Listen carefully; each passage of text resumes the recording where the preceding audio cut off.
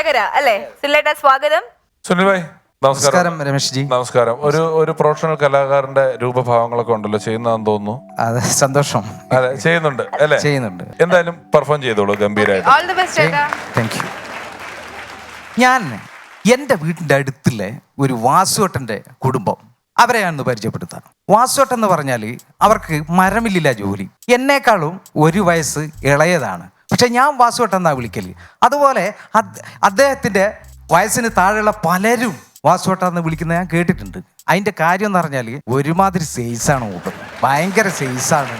പിന്നെ വേറൊരു കാര്യം എന്ന് പറഞ്ഞാൽ വൈകുന്നേരം എല്ലാം 2 അടിച്ചു കഴിഞ്ഞാൽ ഒരു പ്രശ്നം തുടങ്ങിയാൽ അതൊരു പ്രശ്നമായിരിക്കും. അതുകൊണ്ടാണ് ഈ ആൾക്കാർ എന്ത് ചെയ്യുന്നതെന്ന് പറയാം, മൂപ്പറെ കാണുമ്പോൾ വാസുവേട്ടാന്ന് വിളിക്കുന്നത്. ഇതാണ് അതിൻ്റെ ഗുട്ടൻസ്. ഇനി വാസുവേട്ടൻ്റെ ഭാര്യ രാധയെടുത്തി എന്ന് പറഞ്ഞാൽ അമ്മയായിട്ട് കുറച്ച് പ്രശ്നങ്ങളിൽ ഇങ്ങനെ ഉണ്ടാക്കും. പിന്നെ ഈ ചെറിയ പ്രശ്നം വലിയതാവുമല്ല. അതെന്താ കാര്യം എന്ന് പറഞ്ഞാൽ വാസുവേട്ടൻ്റെ പോക്കറ്റിലാക്കുകയെ മൂപ്പർക്ക് ഇതുവരെ ആയിട്ടില്ല. പിന്നെ ഉള്ളത് വാസുവേട്ടൻ്റെ അമ്മ, നാരായണി അമ്മ എന്ന് പറയും. നാരായണി അമ്മ എന്ന് പറഞ്ഞാൽ തഞ്ചം കിട്ടിയാലും തഞ്ചം കിട്ടിയില്ലെങ്കിൽ രാധയെടുത്തിനെ പറ്റി എന്തെങ്കിലും കുറ്റം പറയാണ്ടിരിക്കുമല്ല. പിന്നെ വേറൊരു കാര്യം എന്ന് പറഞ്ഞാൽ CCTVക്ക് പകരം രാവിലെ കോനാല് വന്നിരിക്കും, വൈകുന്നേരം വരെ മൂപ്പർ അവിടെ തന്നെ ഇരിക്കും. അതിൻ്റെ ഇടയ്ക്ക് എല്ലാ സംഭവങ്ങളും മൂപ്പർ ഇങ്ങനെ പിടിച്ചെടുക്കും. പിന്നെ ക്യാമറക്ക് ലൈറ്റ് ഉണ്ടാവുമല്ലോ, ഒരു റെഡ് ലൈറ്റ് ഉണ്ടാവില്ല, അതുപോലെ മൂപ്പർക്ക് ഇവിടെ ഒരു പൊട്ടുണ്ട്, ചോന്ന പൊട്ടുണ്ട്, കുറച്ച് നല്ല പ്രായമുണ്ട്. പിന്നെ പരിചയപ്പെടുത്തുന്നത് ഈ വാസുവേട്ടൻ്റെ മോനാണ്, കുട്ടു എന്നാണ് വിളിക്കുക. ഓൻ്റെ ശരിക്കുള്ള പേര് സച്ചിൻ എന്നാണ്. സച്ചിൻ എന്ന് പേരിടാൻ കാരണം എന്ന് പറഞ്ഞാൽ വാസുവേട്ടന് ക്രിക്കറ്റ് കളി ഭയങ്കര ഇഷ്ടമാണ്. സച്ചിൻ തെണ്ടുൽക്കറെ ഭയങ്കര ഇഷ്ടമാണ്. അതുകൊണ്ടാണ് മോന് സച്ചിൻ എന്ന് പേരിട്ട്. സച്ചിൻ തെണ്ടുൽക്കർ എന്ന് തന്നെ ഇടുവരും, പക്ഷെ തെണ്ടുൽക്കർ എന്ന് മൂപ്പർക്ക് അങ്ങനെ ബായിൽ വരുമല്ല. അതാ അതിൻ്റെ പ്രശ്നം. ഇല്ലാണ്ട് അതാ പ്രശ്നം.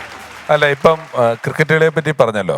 ഞാൻ പല ക്രിക്കറ്റ് അനുഭവങ്ങളും നമ്മുടെ പല എപ്പിസോഡുകളിൽ പറഞ്ഞിട്ടുണ്ട്. ഞങ്ങൾ പാടത്ത് ക്രിക്കറ്റ് കളിക്കുന്ന വെക്കേഷന്റെ സമയത്ത് പാടത്ത് ക്രിക്കറ്റ് കളി സംഘമുണ്ട്. അതിനകത്ത് അമ്പയറാവും, ചില ആർക്കും വേണ്ടാത്തവന്മാരുണ്ട്, 2 ടീമിൽ കിട്ടിയാലും ഒരു പ്രയോജനം ഇല്ലാത്തവരുണ്ട്. അങ്ങനെയൊക്കെ ആയപ്പോൾ ഞങ്ങളുടെ നാട്ടിലൊരു പുതിയ 2 നില വീട് വന്നു. ആ വീട്ടിലേക്ക് ഒരു പുതിയ താമസക്കാർ വന്നു.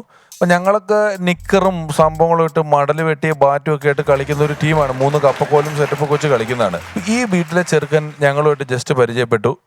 ആ മധ്യവേനൽ അവധിയായപ്പോൾ നമ്മൾ പറഞ്ഞു ക്രിക്കറ്റ് കളി ഉണ്ട്, കളിക്കാൻ വരുന്നോ എന്നൊക്കെ ചോദിച്ചു. ഇവൻ പറഞ്ഞു ഞാൻ വരാന്നൊക്കെ പറഞ്ഞിട്ട് ഞങ്ങളെ എല്ലാം ഞെട്ടിച്ചുകൊണ്ട് അന്ന് ഞങ്ങളുടെ പാടത്ത് നമ്മൾ TV കാണുന്ന പോലെ ഈ കാലിൽ വെച്ച് കെട്ടുന്ന സാധനം, ഇവിടെ വയ്ക്കുന്ന പാഡ്, ഇവിടെ ഇരുമ്പ് കമ്പിയുള്ള ഹെൽമറ്റ് തുടങ്ങിയ സർവ്വ സന്നാഹങ്ങളായിട്ട് മറ്റേ ചിട്ടി റോബോട്ട് വരുന്ന പോലെ ഇവൻ നമ്മുടെ അടുത്തേക്ക് വന്ന് നിൽക്കുകയാണ്. ഞങ്ങളൊക്കെ ഇവനെ കണ്ടു വരണ്ടു. ഒരു വശത്ത് ഞങ്ങളുടെ അപകർഷതാബോധം, ഞങ്ങൾക്ക് ഇതൊന്നും ഇല്ല. ഇവൻ ഫുൾ സന്നാഹവുമായിട്ടാണ് വന്ന് നിൽക്കുന്നത്. ഇവൻ നടക്കുന്നതിനൊക്കെ ഇച്ചിരി താളക്കുറവും കാര്യങ്ങളൊക്കെ ഉണ്ട്. ഇതൊക്കെ ഇട്ടിട്ട് ഞങ്ങൾ ഭയന്നു. ഇവനെ ഏത് ടീമിൽ എടുക്കണം എന്നുള്ള 2 ടീമും കൂടെ ഇവനെ കടിച്ചു പറിക്കുക. എന്ന് വെച്ചാൽ ഇവനെ ഞങ്ങൾക്ക് വേണം, ഈ മുത്തിനെ ഇങ്ങ് എടുക്കുക, ഞങ്ങൾ എടുക്കുകയെന്ന്. കാരണം ഇത്രയും സെറ്റപ്പ് ഉള്ള ഒരു ടീമിൽ മറ്റൊരു മെമ്പറെ കിട്ടാനില്ലോ എന്ന് പറഞ്ഞ് ഇവനെ ഏത് ടീമിൽ എടുക്കണം എന്ന് പറഞ്ഞ് തർക്കം മൂത്ത് അവസാനം ടോസ് ഇട്ടിട്ട് ഇവനെ വേറൊരു ടീമിൽ കിട്ടി.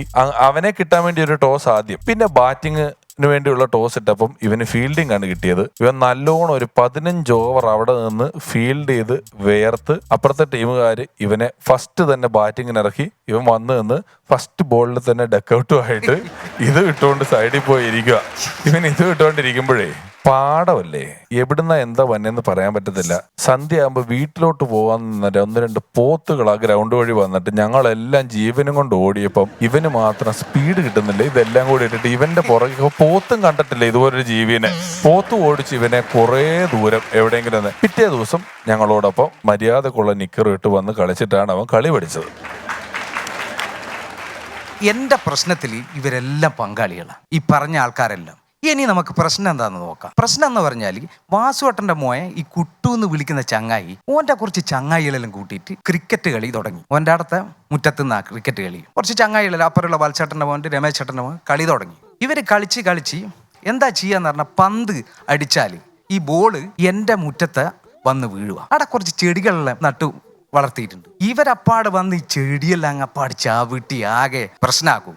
പക്ഷെ ഞാൻ വിചാരിക്കും കുഞ്ഞുങ്ങളല്ലേ പോട്ടെ എന്ന് വിചാരിച്ച് ഞാൻ വിടും. മാത്രമല്ല എനിക്ക് വാസുവേട്ടനുമായിട്ട് കളിച്ചാൽ വലിയ പ്രശ്നമാണ്. മൂപ്പറ കൈക്ക് ഭയങ്കര തായമ്പാ. അപ്പം അതുകൊണ്ടാണ് ഞാൻ പിന്നെ അത് മിണ്ടാണ്ടിരിക്കുന്നത്. അങ്ങനെ ഇതിങ്ങനെ തുറന്നുകൊണ്ടിന്ന് അങ്ങനെ ഒരു ദിവസം ക്രിക്കറ്റ് കളിക്കുമ്പോൾ ഒരു ബോള് വന്നിട്ട് എൻ്റെ വീട്ടിൻ്റെ ജനലിൻ്റെ ഗ്ലാസ്സിന് അങ്ങ് കൊണ്ട് ഗ്ലാസ് പൊട്ടി എന്ന് പറഞ്ഞാൽ പൊട്ടി നിലത്ത് വീണിട്ടില്ല, നമ്മളെ ചെലന്തി വലയെല്ലാം പോലെ ഇങ്ങനെ ആയിട്ട് നിന്നു. അത് എപ്പോഴും പൊട്ട അങ്ങനെ ഒരു അവസ്ഥയിലെത്തി. ഈ സംഭവം ഞാൻ ജോലി കഴിഞ്ഞ് വരുമ്പോൾ അമ്മ അന്നേരം തന്നെ പറഞ്ഞു, ഇങ്ങനെ ബോള് വന്ന് കൊണ്ടിട്ടുണ്ട്, അത് രമേശന്റെ മോനെ അടിച്ച്. ഇതെല്ലാം എന്നോട് കൃത്യമായിട്ട് അമ്മ പറഞ്ഞു തന്നെ. നാരായണി അമ്മ ഒരു CCTV ക്യാമറന്റെ ഫലം ചെയ്യുന്നുള്ളൂ, അമ്മ 2 CCTV ക്യാമറന്റെ ഫലം ചെയ്യുന്നുണ്ട്. കാരണം ഒന്ന് തിരിച്ചു വെച്ചിരിക്കുന്ന വാസുവേട്ടൻ്റെ വീട്ടിലേക്ക് തന്നെയാണ്, അവിടുത്തെ കാര്യങ്ങളെല്ലാം അറിയുക. പിന്നെ ഒന്ന് മറ്റുള്ള കാര്യങ്ങൾ ഇതറിഞ്ഞു. അപ്പം ഞാൻ പിരിച്ച് ഇതങ്ങനെ വിട്ടാൽ പറ്റൂലല്ലോ. ഞാൻ അങ്ങനെ രാവിലെ വാസുവേട്ടൻ്റെ വീട്ടിൽ പോയി. അവിടെ വീട്ടിൽ പോയപ്പോൾ നാരായണി അമ്മ എന്നോട് പറഞ്ഞ്, ഇവിടെ ഇല്ലടോ, ഈ മരമില്ല ഉടമസ്ഥൻ്റെ ഒരു ബന്ധു മരിച്ചിട്ട് 2 അങ്ങോട്ട് പോയി.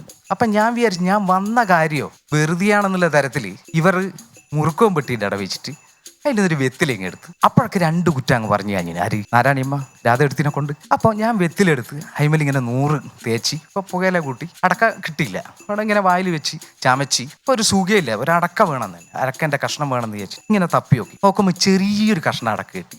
അപ്പോൾ അത് ഞാൻ വായിൽ വെച്ചിട്ട് ഇങ്ങനെ ചമച്ചിട്ടും ഈ അടക്ക പൊട്ടുന്നില്ല. അവസാനം പൊട്ടി. ഇതെല്ലാം നാരായണിയമ്മ ഇങ്ങനെ കാണുന്നുണ്ട്. നാരായണിയമ്മ പറയുന്ന, എൻ്റെ കുഞ്ഞുമോനെ, ഇൻ്റെ വല്ലാത്ത പല്ലി തന്നെ, ഇത്തിരി നേരം ഈ അടക്ക കഷ്ണം ഞാൻ വായിലിട്ട് ചമച്ചിട്ട് അത് പൊട്ടിയിട്ടില്ല, എൻ്റെ വല്ലാത്ത പല്ലി തന്നെ കുഞ്ഞുമോനെ.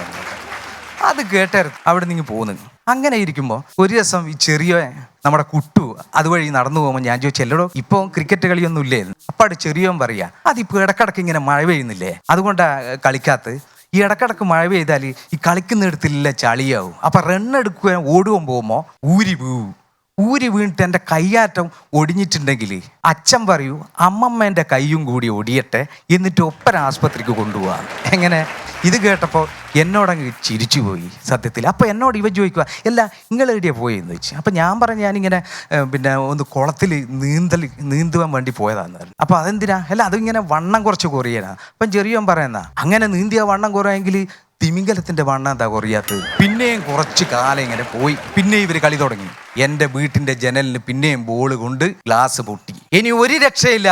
വാസുവേട്ടനെ കണ്ടിട്ട് ഇത് പറയാണ്ട് രക്ഷയില്ല. എന്ത് തന്നെ വന്നാലും വാസുവേട്ടൻ ഇപ്പം പ്രശ്നമാക്കിയാലും ശരി, വാസുവേട്ടനെ കണ്ടിട്ട് പറയാണ്ട് ഒരു രക്ഷയില്ല എന്ന് വിചാരിച്ച് ഞാൻ വാസുവേട്ടൻ്റെ അടുത്ത് പോയി കാര്യങ്ങളെല്ലാം ഞാൻ വാസുവേട്ടനോട് പറഞ്ഞു. അപ്പോൾ പിന്നെ വാസുവേട്ടൻ പറയാ, എടോ ഇത് ബുദ്ധിയില്ലാത്ത കുട്ടികളല്ലേ, അതൊന്ന് ക്ഷമിക്കണ്ടേ. ഞാൻ ചോദിച്ചു, ബുദ്ധിയില്ലാത്ത കുട്ടികളാണെങ്കിൽ നിങ്ങളെ വീട്ടിലെ ഒരു ജനലിന്റെ ഗ്ലാസും പൊളിഞ്ഞിട്ടില്ലല്ലോ. അപ്പാട് വാസുവേട്ടൻ പറയാ, അതിനല്ലുള്ള ബുദ്ധിയോനുണ്ട്. ഏത്? ഈ ചെറിയോന്. അപ്പോൾ അതും കേട്ട് ഞാൻ വേറൊന്നും പറയാൻ, വേറെ എന്നിട്ട് കുഴപ്പത്തിന് അടുത്തുള്ള വീട്ടുകാരല്ലേ തമ്മിൽ പ്രശ്നം വേണ്ടാന്ന് വിചാരിച്ച് ഞാനിങ്ങ് പോകുന്നു 3-4 ദിവസം കഴിഞ്ഞേരം പിന്നെയും ചെറിയോനെ കണ്ട്. ചെറിയോനോട് ഞാൻ പറഞ്ഞ്, ഇനി നല്ല മോനായിട്ട് മോൻ വളരണം, ക്രിക്കറ്റ് കളിച്ചിട്ട് ഇനി ഗ്ലാസ് ഒന്നും പൊളിക്കരുത്, എൻ്റെ വണ്ടീൻ്റെ ഗ്ലാസ്സെല്ലാം പൊളിഞ്ഞാൽ ഭയങ്കര പ്രശ്നമായിരിക്കും, ഇനി നല്ല മോനായിട്ട് വളരണം എന്നെല്ലാം പറഞ്ഞ്. പിന്നെ ഇനി പുതുവർഷമാണ് വരുന്നത്, ഇനിയിപ്പോൾ എന്നെപ്പോലെ ആയിരിക്കില്ല മറ്റുള്ളവർ പുതുവർഷത്തിൽ ഇങ്ങനത്തെ പ്രശ്നം വന്നാൽ എനിക്ക് അടികൊണ്ട് അങ്ങോളം അടികൊള്ളേണ്ടി വരും, അതുകൊണ്ട് നല്ല മോനായിട്ട് വരണം. അതല്ല പിന്നെ ഈ ചില്ല് പൊളിക്കുകയാണെങ്കിൽ അടിച്ച് പൊട്ടിച്ചേടാ എന്നാണ്. അപ്പം അടിച്ചേറിയ അങ്ങനെ പറഞ്ഞ് കുട്ടുവിന് ബുദ്ധി ഉദിച്ചിട്ടുണ്ടാവും. എനിക്ക് ബുദ്ധി ഉദിക്കാൻ വൈകിപ്പോയി. എല്ലാവർക്കും പുതുവത്സരാശംസകൾ. നന്ദി, സ്നേഹം. നല്ല കലക്കൻ പെർഫോമൻസ് ആയിരുന്നു. Thank you. രമേശേട്ടാ, പറയൂ. അടിപൊളി പെർഫോമൻസ് ആയിരുന്നു, അടിപൊളിയായിരുന്നു. അതായത് തമാശ ഉണ്ടായ കണ്ടന്റ് മാത്രമേ ഉണ്ടായപ്പോയല്ലോ, അത് പ്രസന്റ് ചെയ്യുന്ന രീതിയും കൂടി ഉണ്ടല്ലോ, നല്ലതായിട്ട് പ്രസന്റ് ചെയ്തു ചേട്ടാ. Very very nice. സ്നേഹം, സന്തോഷം. ക്രിക്കറ്റ് കളിക്കാറുണ്ടോ? ഞാൻ സ്പോർട്സിലുണ്ടായിരുന്നോ? ശരി, എന്തെങ്കിലും തീരെയില്ല, ക്രിക്കറ്റ് കളിയില്ല അല്ലേ? ഇല്ല, ഞാൻ പണ്ട് സ്കൂളിൽ ബാസ്കറ്റ് ബോൾ കളിക്കുമായിരുന്നു. അത് ടീച്ചറിന്റെ തലയിലെ ബോളിട്ട വകുപ്പിൽ പിന്നെ അത് തീർന്നു കിട്ടി. പിന്നെ അർച്ചന 31 നോട്ട് ഔട്ടില് നമ്മള് സെറ്റിൽ ക്രിക്കറ്റ് ഇടയ്ക്കിടയ്ക്ക് കളിക്കാറുണ്ടായിരുന്നു. പിന്നെ ഇപ്പൊ ചെയ്യുന്ന തെലുഗു ഫിലിമില് നമ്മള് സെറ്റിൽ വൈകുന്നേരങ്ങളിൽ കുറച്ചു നേരം ഷൂട്ടില്ലാണ്ട് കിട്ടുന്ന സമയങ്ങളിൽ കളിക്കാം. അല്ലാണ്ട് നെഹി അത്രേ ഉള്ളൂ.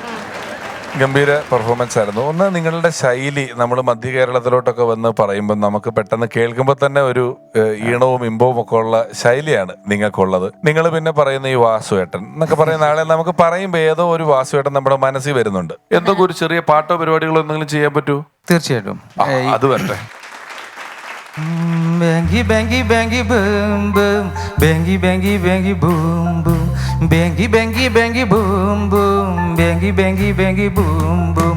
എടിയന്നപ്പാ പോവുന്നേ, എന്തിനന്നപ്പാ കഴിച്ചിനെ, കുഞ്ഞോളാൻ്റെ വീട്ടിൽ പോയിട്ട് കുടുക്ക കുടുക്കച്ചി ബിരിയാണി കഴിച്ചിന് കുടുക്കച്ചി ബിരിയാണി കഴിച്ചിന് ബെങ്കി ബെങ്കി ബെങ്കി ബൂം ബൂം ബെങ്കി ബെങ്കി ബെങ്കി ബൂം ബൂം ബെങ്കി ബെങ്കി ബെങ്കി ബൂം ബൂം ബെങ്കി ബെങ്കി ബെങ്കി ബൂം ബൂം മൊഞ്ചുള്ളവരെ നാടിത് പയ്യാമ്പലത്തെ കാറ്റിത് ചങ്ക് തരും ചങ്ങായി മാറിത് തലശ്ശേരി ബിരിയാണിന്റെ ചേലിത് ബെങ്കി ബെങ്കി ബെങ്കി ബൂം ബൂം ബെങ്കി ബെങ്കി ബെങ്കി ബൂം ബൂം ബെങ്കി ബെങ്കി ബെങ്കി ബൂം ബൂം ബെങ്കി ബെങ്കി ബെങ്കി ബൂം ബൂം. ഇത് കണ്ണൂരിന്റെ ഒരു നാട്ടുഭാഷയുടെ പാട്ടാണ്. വേഗം ഇറങ്ങും എന്നുള്ളതാണ് ബെങ്കി. ബൂം ബൂം വീഴും വീഴും എന്നുള്ളതാണ്. ഇനി ഈ നാട്ടുഭാഷയുടെ പാട്ടിനെ പറ്റിയിട്ട് കണ്ണൂർ രാഷ്ട്രീയത്തിലൂടെ വന്ന് പിന്നെ മുഖ്യമന്ത്രിയായ നമ്മുടെ മുഖ്യമന്ത്രി ശ്രീ പിണറായി അദ്ദേഹത്തിനോട് ചോദിച്ചാൽ എങ്ങനെ പറയും? അപ്പോ എന്താണ് ബേങ്കി ബേങ്കി ബേങ്കി ബൂം ബൂം? അത് ഞങ്ങൾ കാണുമ്പോൾ പറയുന്ന ഒരു സംഭവമാണല്ലോ. ഏടി അന്നപ്പാ പോയില് എന്ത് തന്നപ്പാ കഴിച്ചിരുന്നു.